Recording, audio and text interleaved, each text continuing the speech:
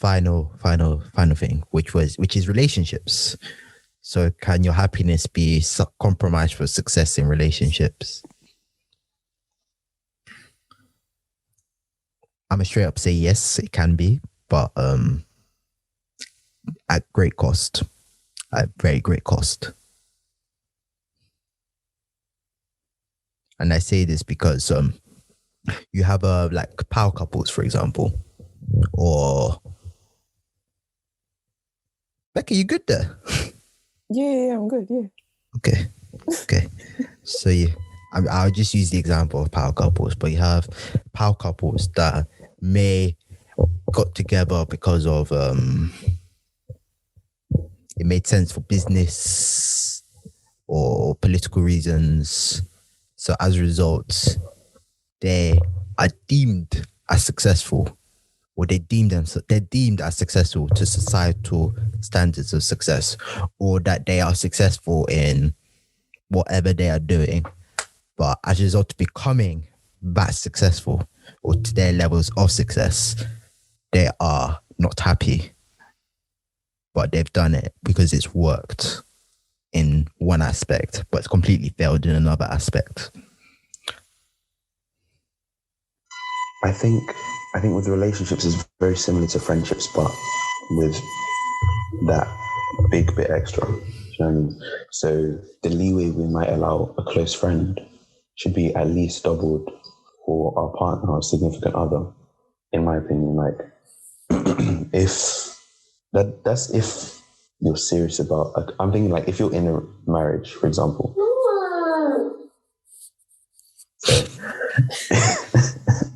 If you're in a marriage, I feel like the sacrifices you need to make, including sacrifices of your own happiness, need to be bigger.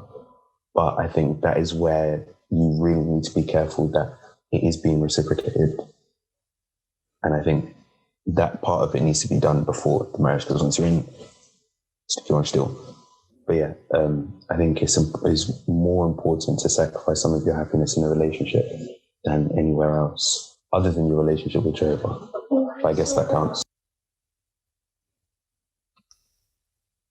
Thank you, Kevin. Very, very, very nice point. Becca, yeah, care to say anything? Maybe you're gonna add? No, I agree. Speak your truth. No, I can't. It'll take too long. I agree with Kevin. Say it with chest. We have time this evening. Becca, there's time. Don't worry. No, I agree with Kevin that obviously in a marriage situation, of course, you need to sacrifice your happiness. I've heard of couples that say that you have happy years and bad years. For you to have a whole bad year and still keep on going strong, you're sacrificing a lot of happiness there. But I don't know. I think before marriage, it is a preparation to marriage. So yes, you do need to sacrifice some happiness, but also know, if you find that if you're in a relationship that's not giving more than you're getting, then that's just going to get worse when you get married. Which is why I would just have to say no if it's courting. But if it's marriage, then yeah. Yeah, that's why I was skeptical when Kevin said that you should give like more leeway in a relationship, because if you give more leeway in a relationship, there's going to be things that you overlook, and as a result of that, once you get married, you're going to realize, hold up, where did we get here? Because you decided, you know what, my eye is not going to see that red flag. It's going to start looking orange, for example, under the lights, when in reality it is red. And that's because you have decided, you know what, I'm going to give some leeway, some extra give on the rope, when you really should have not given any extra give on the rope. So as a result of that, I'm gonna have to respectfully disagree with you on that, Kevin. I'm sorry. No, I agree with you there. In that sense, yeah, maybe. I mean, don't get me wrong, you're gonna have to leeway compromise with, small, yeah. but No, because what you're saying is valid. Like giving up leeway at the expense of boundaries is where there's definitely a problem. So I see your point there is very valid. Yeah, I think then you need to find the balance between keeping your boundaries and knowing where it's like, okay, I can let this slide. You know, again, this is why I'm not in a relationship. I'm not old enough. I don't have the maturity. so yes. So yes. I like that. I like Yes. that. Very, very good statement there, Kevin. So yeah, you have to sacrifice some of your happiness, but you don't want to compromise your happiness. I think that's the difference. You want to sacrifice, but not compromise. For real. Wise words. Thank you.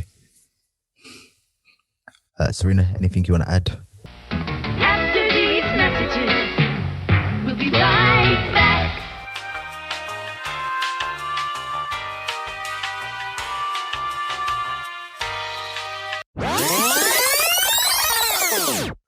What were we saying? So we were saying that you have to sacrifice, but not compromise. So you have to sacrifice some of your happiness, but you don't want to compromise that happiness. Okay. And then I heard what we were saying about, again, I missed some stuff, but I heard what Kevin was saying about leeway, or everyone was saying something about giving leeway. So yeah, I was saying that I was respectfully disagreeing with Kevin, because in a relationship, you don't want to give so much that all of a sudden, when your signs for red flags should be alerting in yourself, they're no longer alerting because you're giving so much rope that, you know what, these are not red flags, these are kind of orange flags, so they're not as bad, not significant, I can let them go. But by the time you're now in, say, a marriage, listen, you're thinking, where did all of these signs come up from? But had you been vigilant in the courting stage and the relationship stages, you'd have realized, you would have noticed these and you would have cut things off. But here you are now, married, and it is what it is. Okay. Yeah, that makes a lot of sense. Okay, so yeah, you're talking about making, small sacrifices, but okay, you don't want to compromise. And also, in doing that, compromising, or if you're making those too many sacrifices where it comes to the stage of compromising, it's just, you'll end up putting a strain on the relationship, and it won't work. I just want to add a little shout out to all the people who have decided to not get into relationships. It's not because they can't find someone. A lot of the times it's just because they won't sacrifice their happiness for a relationship, because a relationship is work. And a lot of people are just happy by themselves anyway. Would. Do you know what I mean? Would. You know what you mean? Just shouting them out, because I'm it's okay, assuming, we understand you. I'm assuming you're including yourself in that shout out. So. No. I'm shouting out to everybody who the shoe fits. Okay, if the shoe fits, I'm shouting you out. But I agree with you, man.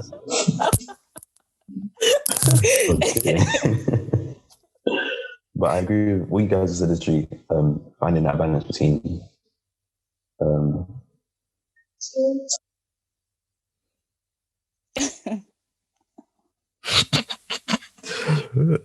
so I'm gonna ask. I'm sorry, y'all. Yeah, I was saying, what was I saying? Yes, as Tommy put it quite nicely, sacrificing but not compromising. I think that's why having boundaries is important, because as long as you know where your boundaries are and you stick with them, then you're able to accurately dictate what can be compromised on, and not at the same time not being blind to the potential red flags that are there. So yeah. Okay, so I'm gonna ask a sub question. Could you guys compromise your happiness in order to have a successful marriage? You repeat the question. I said, could you compromise your happiness in order to have a successful marriage? Successful being mutually beneficial. So I assume both parties are doing some good for each. Yeah. Yes. Then yeah. No, continue. But bear in mind, you compromised on your happiness. But won't success bring happiness as well? Yeah, in what way is the marriage successful? Every other way a marriage could be successful without you being happy in the marriage. I would say yes. Too young to talk about this. I would say in my case, I'm a baby. Yes. But I would have to say yes, just because that's what we've kind of been taught, right? I'm pretty sure last week's meeting talked about this as well, like where the guy kind of just said, like, he's not happy. He thinks that they should both go their separate ways, but he sacrifices happiness to make his marriage successful in Jehovah's eyes. And also, little fun, quickie experience. So I know a brother who, like, medical conditions led him to lose all of his memory, but he didn't lose any of his biblical knowledge. And so he was married. And so imagine waking up not knowing who your wife is, but he had enough biblical knowledge to know that he needed to make the marriage work. So obviously in the beginning, he wouldn't have particularly been happy because he just didn't know who she was. But he sacrificed his happiness in order for a successful marriage. And I think that now he's quite happy in his marriage. But just, I guess that example, yeah. We give that brother a shout out, first of all. That is mad. That is very honestly, mad. He's incredible. He's so incredible. So wait, he lost his memory. Like, man even forgot his name. Yeah. But none of his biblical knowledge was touched. Imagine that. And he's someone who's done a lot in the truth, like special pioneering. Oh gosh, he's just. You know what? That's mad for so many reasons. Because even with the Bible memory, there's no guarantee that someone else would make the same decision. But that is mad. Respect. Damn. I got a lot to work on. I really do have a lot to work on. But no, in that sense, yeah, I think sacrificing your happiness was the example in the meeting last week where the guy was working long hours, not spending time with the family, all of that. In that sense, the sacrifice needs to be made. It's not even a case of should I or should I not? You know what I mean? So instances like that, then if you want the marriage to continue, not even be successful, just continue, then you have to make that kind of sacrifice. But if you're doing things, as you mentioned earlier, if you're going over boundaries, if the effort you're putting in isn't reciprocated or matched, in cases like that, then it's like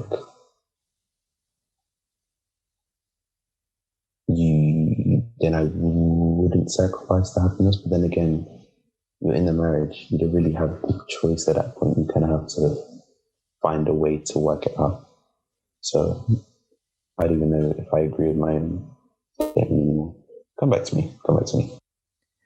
On the point of Kevin, before he sort of lost his flow point, that the guy, the brother from the video last week, he was making compromises, but he was making the wrong type of compromises. So the compromises is that a word? Compromises is? Compromises? Yeah. Okay, compromise. The compromise he was making for the happy that he perceived would make the marriage and family life happy was the wrong type of compromises, because he was sacrificing like meetings, he was working late hours. The two of them weren't happy. But after talking to the elders, he refocused and reset the compromises he should have been making. And as a result, the marriage, I don't know what I was about to say, wedding, the marriage was happier.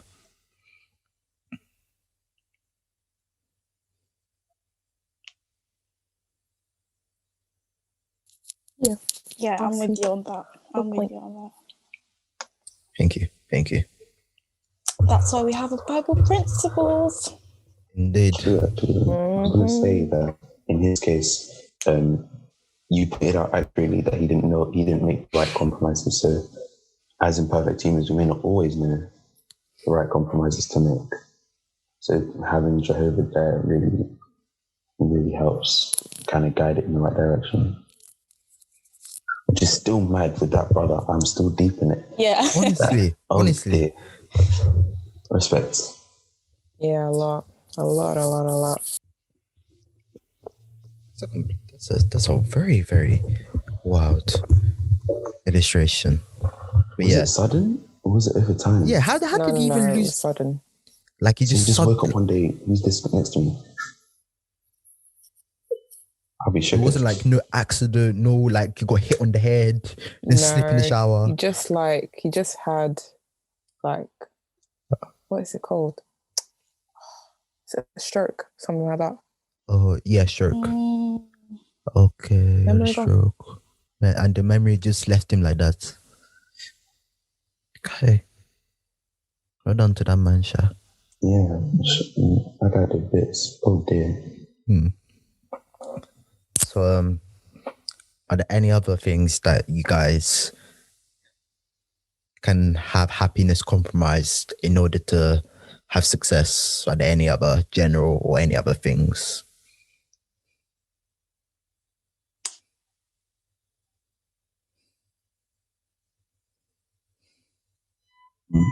That's a good question. If you were to have a child, would you compromise happiness for that child? And if so, how much would you compromise for that child? Everything. Yeah, same. That's my kid. Like that's 50%. That's 50% me, you know. Yeah, that's true. Everything. I was just checking because I thought everyone else is different, but having a child is one where like that's, as Tommy said, that's 50% of you. That thing was as a result of you. So I lie. I don't know, because I know some people that maybe wouldn't do so. But then again, they're not witnesses. So I guess that kind of explains why. I can't like even non-witnesses. Like, well, but when you have a kid, when you have a child, you do everything that is physically and feasibly possible for you. Well, okay, imagine everything that's physically and I was thinking about it, never mind. Anything that's physically and feasibly possible for that child to be successful, you will do. And I think that's why it's so sad when, like, obviously I speak for myself as well. When you're younger, you just don't realize that they're doing that much. Yeah. And then when you're older and it hits you, you're like, oh, I'm so really sorry. Yeah. Like, we don't realize the sacrifices our parents have made in order for us to be. No, not at all. Have some chance or some semblance of success. Like, well, for example, my parents, they moved 6,000 miles to come to another country just because they thought that their kids could have a better chance of a life. Yeah. That's it. And as mad as it is, because you know when it hits you, you feel so bad for all the trouble you caused them. But in a way, it's good that at least it has hit you. So then you grow up with that in mind, and even if you don't have kids, you still have that gratitude, and that translates to your relationship with Jehovah, because you know how much your human parents did for you. So how much more did Jehovah do for us? Do you see what I mean? I don't know. I just wanted to see what you guys thought, just in case. But I'm glad we're all on the same wavelength. I would completely compromise all my happiness for a successful child. I'd do it in a heartbeat. I wouldn't even think about it.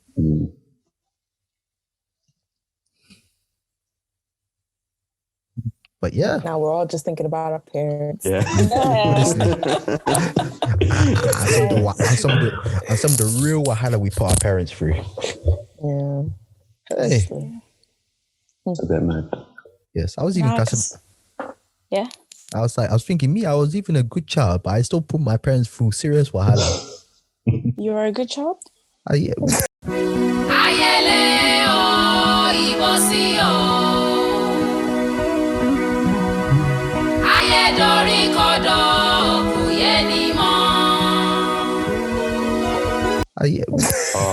Is this what you're talking about? Your sarcasm? Oh no! It's a genuine question. No. Errol was better than that. This is wrong. It's wrong. Don't take me wrong. It's a genuine question. You're a good child. Like Tommy currently has Man says she both tried to of put it his with a smile hands now. on his head. Oh, you're a good child. no. Okay. Okay. You know what? You think smiling while asking the same question makes it any better? Honestly. You saw the face you made the first time you said it. Honestly. Wow. Tommy, don't worry. I'll believe you were a good child. Don't listen to her. It's all right, mate. We've talked about this on another podcast as well. He's literally, one of his songs was him being a good child. A lie? You think you would lie on his own Yes. name? Oh, Yes, it was, Serena. It really was. It really was. I'm pretty sure you had like a really bad rebellious stage, no? Yes. Like every Yeah, single I know, teenager does. Every teenager has a rebellious stage.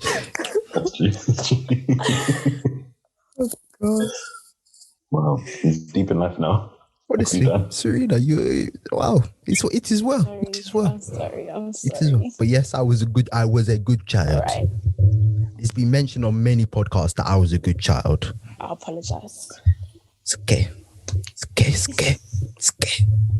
Yes, I was a good child, but even then, as a good child, I still caused my parents much wahala. Much wahala. We may discuss this on another episode, but that's beside the point. I was even deep in it the other day because I was looking at Dad and I was like, oh my goodness, I can see your white hairs now. I was like, you're getting older. And then I was just thinking, I'm sorry, I haven't appreciated you maybe as much. Like as a child, but I was a good child too, actually. So. Yeah, I don't know about that one. Yes. You sure? Yeah. I mean, after how you're treating me, and I'm not really sure. And you really questioned if I was a good child, and it was yeah. This is not allowed to ask questions. The tonnage of the question was a bit suspect. I'm sorry. It's okay. It is what it is. It is what it is. So on that sad and depressing note, we're going to move on to Tommy's selections.